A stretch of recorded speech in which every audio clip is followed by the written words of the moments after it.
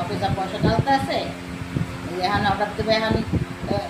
পরশুদিনকে order দিচ্ছে এক মাস্টারের 400 টাকা একটা বই নিয়ে এসে আবার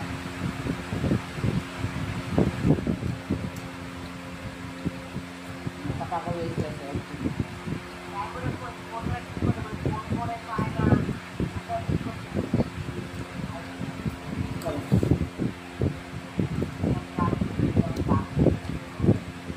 একাই করেছেন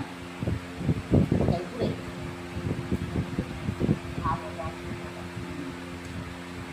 শাশুড়ি আছে এখানে খাইছে না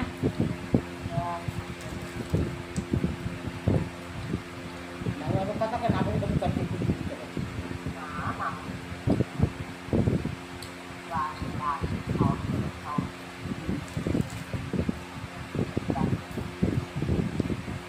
ভালো ভালো ঠিক আছে তুমি হ্যাঁ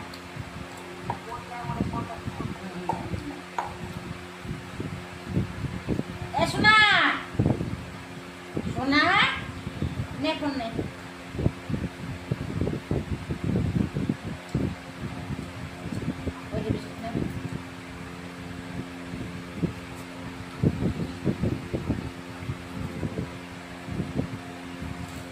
রুটি আর খাবা না হ্যাঁ ঠিক আছে 16 টাকা রুটি কোনো রকম 16 টাকা নিল তো এই দোকানে গেছিলাম হ্যাঁ এটা কোনো নাই টাকা দোকানে গেলাম 2 টাকা তার বাকি রয়েছে 30 টাকা নিয়ে এসে হয়নি বাকি 2 টাকা দিয়েছে আমাকে ব্যাংকে গেছিলাম 10 টাকা ছিল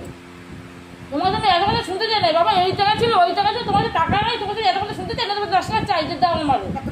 না তুমি বাবার সাথে একই কথা শোনাও কি কথা বলেন যে টাকা না ছিল না তো 10 টাকা টাকা নাই টাকা নাই তোমাকে কি বললে যে আমার টাকা দাও আমার শুনো যে টাকা নাই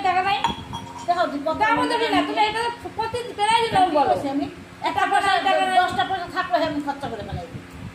তো আমি জানি তুমি অনেক খরচা করো সেটা না জানি মানে না করা টুকটার জল লাগে তো জানি না তুমি অনেক খরচা করো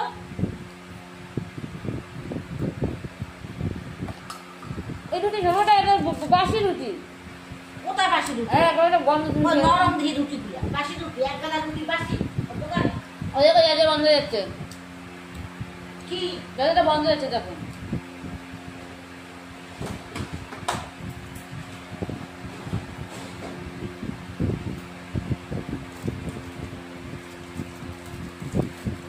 কত দিচ্ছ মা বিন গাজর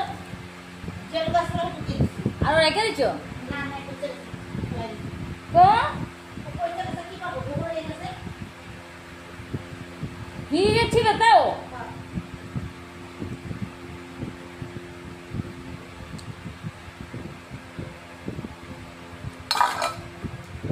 ফ্রিজে পলিথিনে করে রেখে দিলাম ভালো করে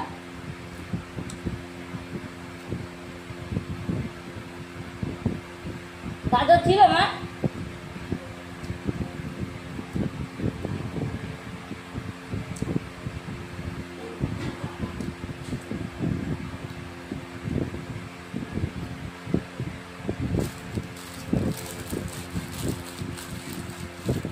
মুড়িটা নরম কিন্তু একটা বস্তা বস্তা গন্ধ মা মুড়ি মাখছো তা থাক মা দীপিকা কি বলে ষষ্ঠীতে যাবে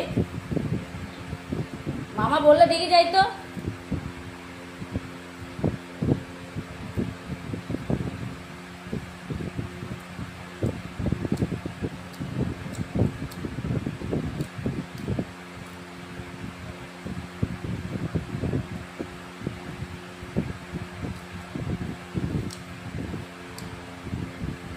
প্রতি বছর তুমি যদি বলতে মা আমাদের বাড়িতে আয় তাহলে আসতো জানো মা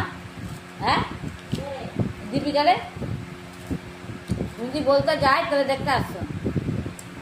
হ্যাঁ এদের কাজ দেয় হ্যাঁ হ্যাঁ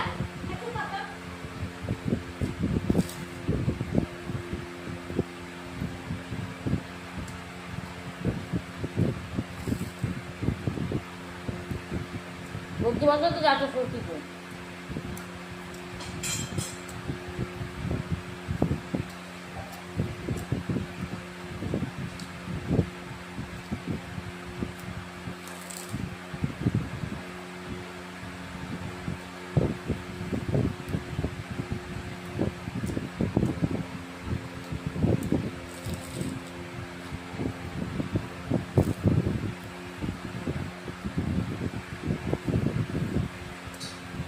ঘরের মতো হবে সবাইকে ফোন করবি